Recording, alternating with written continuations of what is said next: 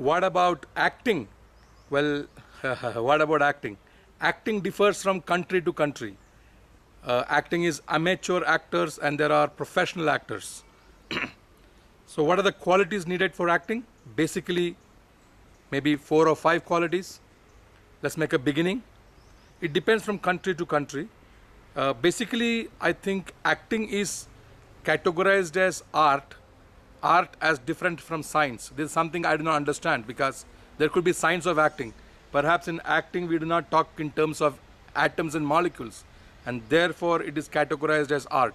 Well, considering that acting is categorized as art form, then maybe it's about emoting, it's about creativity, it's about representing an idea in a character. Perhaps that is what categorizes this career, this stream as art. Having said that, it's about emoting expressions. It's about expressing yourself how a character would do that. That means becoming the character. So number one in acting is about emotion and ability to emote it in many dimensions of body language, maybe expressions on the face. After having done that, the second level of acting is perhaps the dialogue. In India, there is a famous case of Gabbar Singh.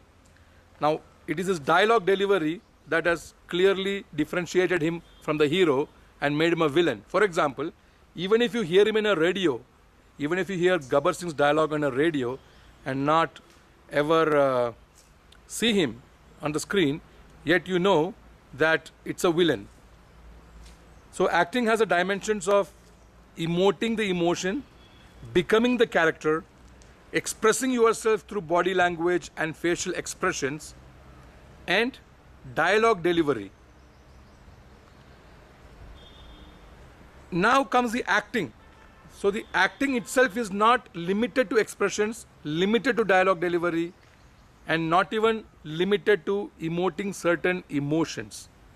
But acting is to become the character, to experience how the character experiences in the role that is given by the director. The dialogue delivery must have various tones. When you say good morning, perhaps in acting, the dialogue delivery of good morning could suggest something different from the same thing told as good morning. So the tone of how you speak represents the emotion that the character is conveying to the viewer, to the audience.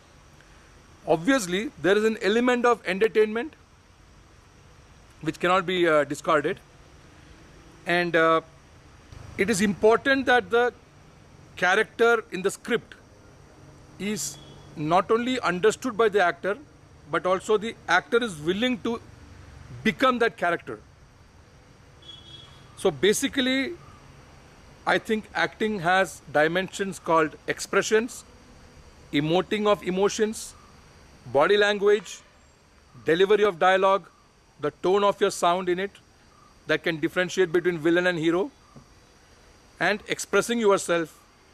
And all this together are the ingredients to begin the dimension of acting.